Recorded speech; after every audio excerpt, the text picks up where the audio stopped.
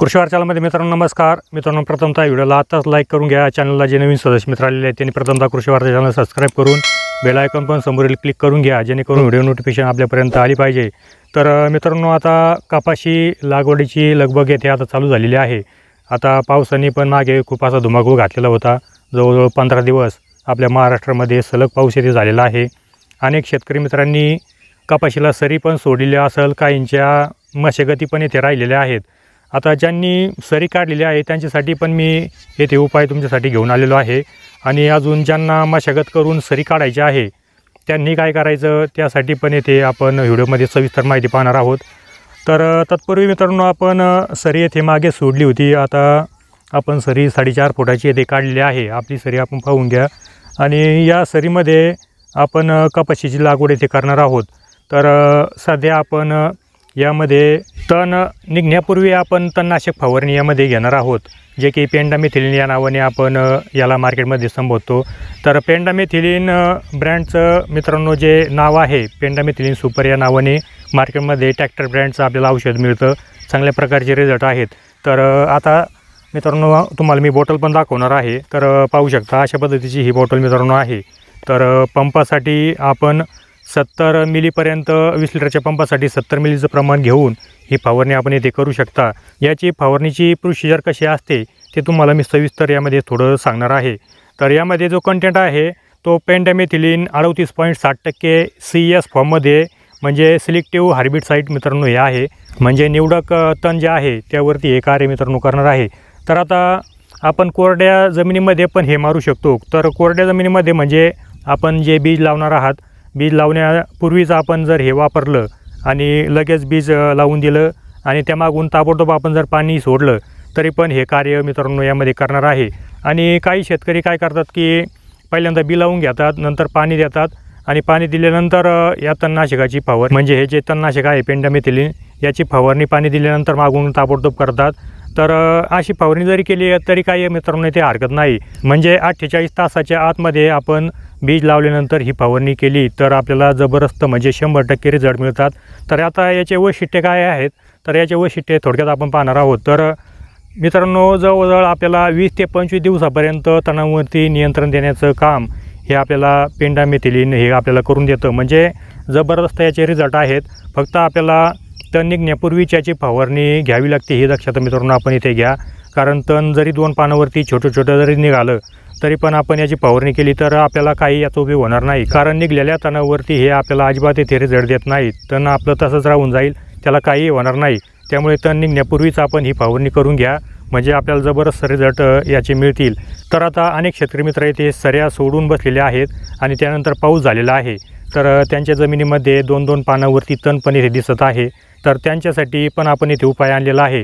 आता त्यांच्यासाठी काय उपाय आहे, तर हाच उपाय आपण इथे घेणार आहोत. आणि त्याच्याबरोबरती हे पाहून घ्या, त्याच्याबरोबरती जे पॅराक्वाट डायक्लोराइड आहे ही 24% SL ते आपण याला जोड देणार आहोत. म्हणजे याचं 50 मिली प्रमाण घ्यायचं आणि त्याच पंपामध्ये याचं 50 मिली प्रमाण घ्यायचं. म्हणजे याचं 70 मिली प्रमाण घेण्याचं आपल्याला काही गरज नाही. 50-50 मिलीची दोन्हीची जोड लावायची. आता हा वैयक्तिक प्रयोग मी माझ्या क्षेत्रावरती केलेला आहे. आता हा वैयक्तिक आपला अनुभव आहे, हे कंपनी शिफारसी करत नाही. तर आता शेतकरी अडचणीत आहेत, ज्यांनी सऱ्या सोडलेल्या आहे त्यांच्या जमिनीमध्ये तण झालेला आहे. तर 2-2 पानावरती तण आहे. तर या औषधाने हे तण जाणार नाही, म्हणून आपण याला हा जोड दिलेला आहे. कारण हे स्पर्शी औषध आहे. 2 पानावरती जरी तण असलं तर याच्या संपर्कात आल्यानंतर ते तण एकदम एकाच दिवसामध्ये, म्हणजे एका दिवसामध्ये म्हणण्यापेक्षा एकाच तासामध्ये हे नष्ट करतं.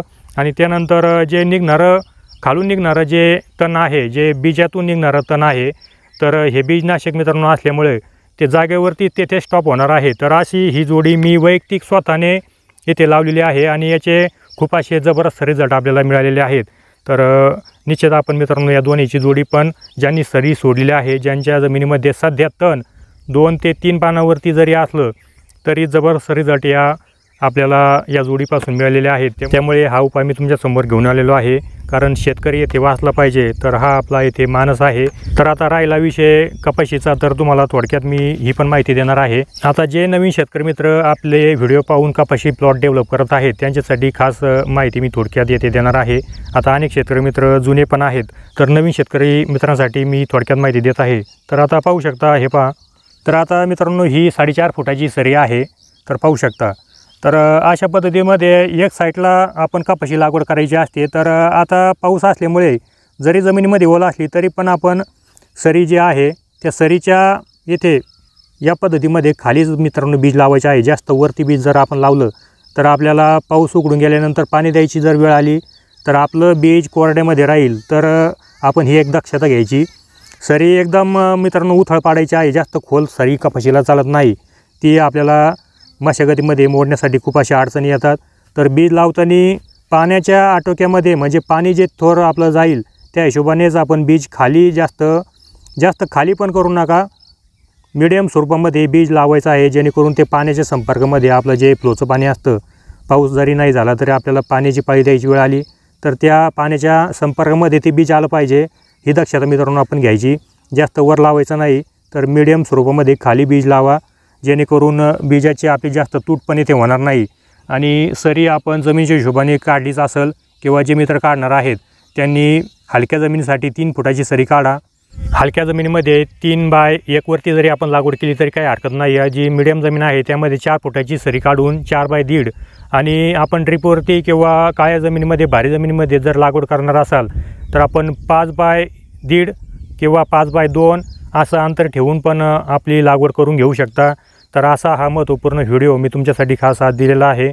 तर जबरदस्त हा व्हिडिओ मित्रांनो आहे, तर अनेक शेतकरी मित्रांपर्यंत हा व्हिडिओ शेअर करा, जेणेकरून अनेक शेतकरी मित्रांना याची माहिती झाली पाहिजे। तर आजच्या व्हिडिओमध्ये आपण इथे थांबणार आहोत, तर धन्यवाद।